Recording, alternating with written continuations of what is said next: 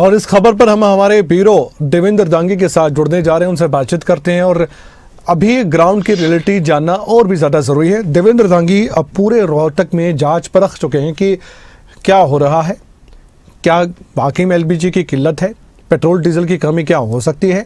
अगर ये जो ईरान अमेरिका इसराइल के बीच युद्ध चल रहा है और ज़्यादा खिंचता है 10-15 दिन 20 दिन, तो हमारे देश पर इसका क्या असर पड़ेगा। इन सभी सवालों के बीच आइए हम बातचीत करते हैं। देवेंद्र दांगी हमारे साथ जुड़ चुके हैं। देवेंद्र, मैं आपसे जानना चाहता हूं, अभी आप रोहतक में अलग अलग जगह पर गए होंगे, आपने जो गैस एजेंसीज के संचालक हैं उनसे बातचीत की होगी, लोगों से बातचीत की होगी, क्या नतीजा निकल कर सामने आ रहा है, ये क्या चल रहा है देश में? क्योंकि लोगों के दो अहम सवाल हैं। एक, अगर किल्लत नहीं है तो ये बुकिंग में बदलाव आपने क्यों किया, ये बताओ। दूसरा, रेट क्यों बढ़ गए। तीसरा, अगर इतना पैनिक का माहौल क्रिएट वाकई में हुआ और लोग भ्रमित हो रहे हैं, तो फिर वहां लाइन में लगकर भी क्यों नहीं सिलेंडर मिल रहा?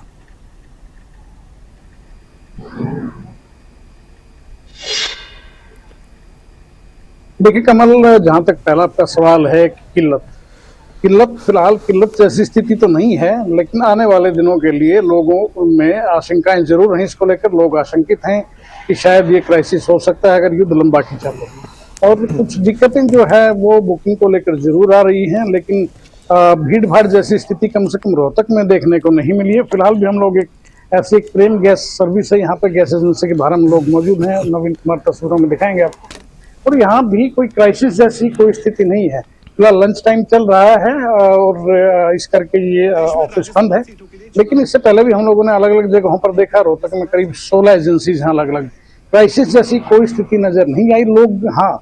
लोग थोड़ा सा पैनिक जरूर हैं, लोगों में ये जरूर है, जिन लोगों से हमने बात की, शायद हो सकता है युद्ध अगर लंबा खींचा तो आने वाले दिनों में कहीं क्राइसिस ना पैदा हो जाए। तो इसलिए लोग जो है, जिनके पास 2 सिलेंडर हैं, तो कोशिश लोग ये कर रहे हैं कि दोनों को भरवा कर रखा जाए। कोई क्राइसिस अगर होता है, कोई शॉर्टेज अगर होती है, तो उनको कोई दिक्कत का सामना किसी प्रकार से ना करना पड़े।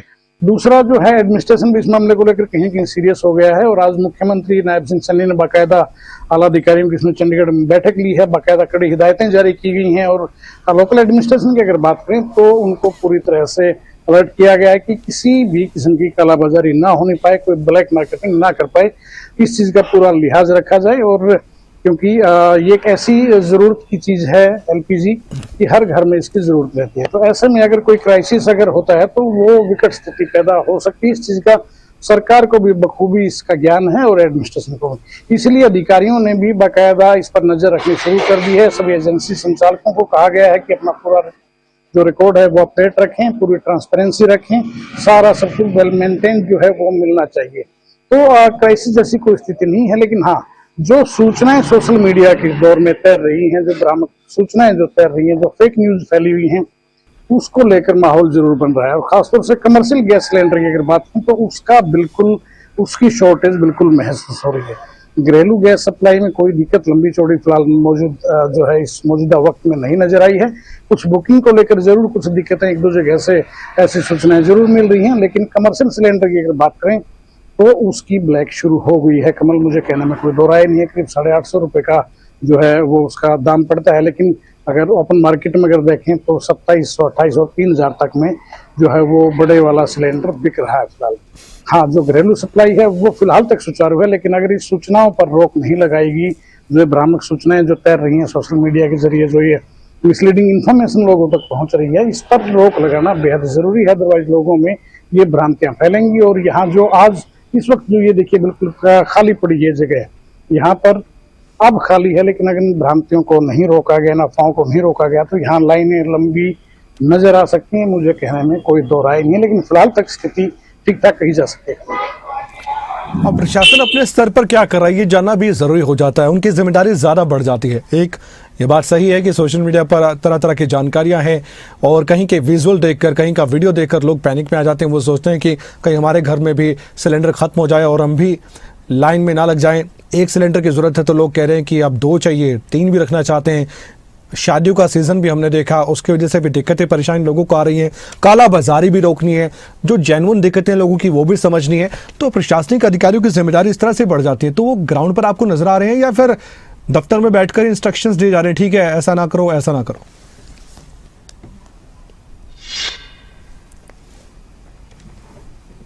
देखिए कमल, फिलहाल तक की अगर बात करें तो कल रोहतक के डिप्टी कमिश्नर ने बाकायदा अपने मातहत अधिकारी हैं उनको बुलाया था, उनसे जवाब तलबी की, उनको कुछ टिप्स दिए हैं, कुछ गाइडलाइंस दी हैं कि आपको किन हिदायतों का पालन करना है।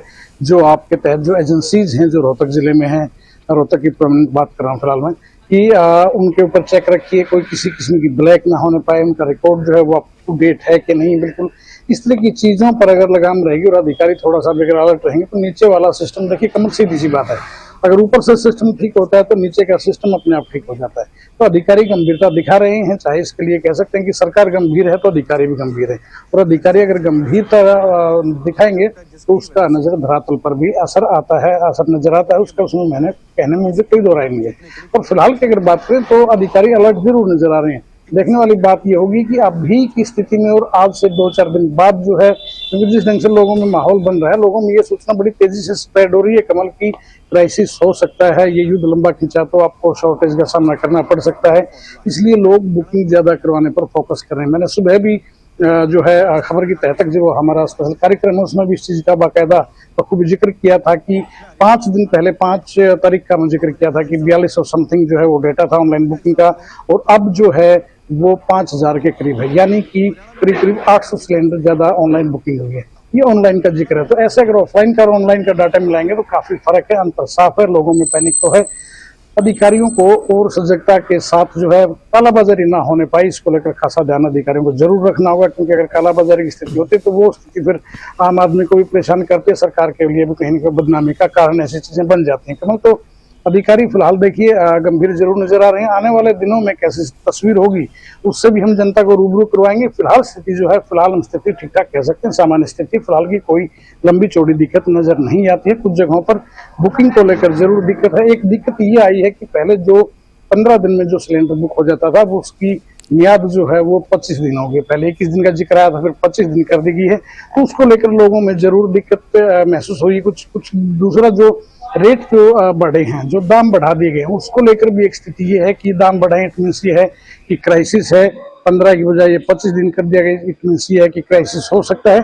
तो इस तरह की चीजें जो हैं, और बाकी जो सोशल मीडिया पर जो ब्लैक मार्केटिंग करने वाले तत्व होते हैं वो कुछ भ्रामक सूचनाएं फैलाते हैं, तो उसका मिशन जरूर जो तैर रहा है, उन चीजों को ऊपर भी प्रशासन को ध्यान देना होगा। अफवाहों के ऊपर या फेक न्यूज के ऊपर रोक लगाना जरूरी हो जाता है, अदरवाइज स्थिति ये चीजें खराब करती हैं। कमल, बहुत बहुत धन्यवाद आपका इस जानकारी के लिए देवेंद्र दांगी। अपडेट के साथ लगातार हम आपसे जुड़ते रहेंगे।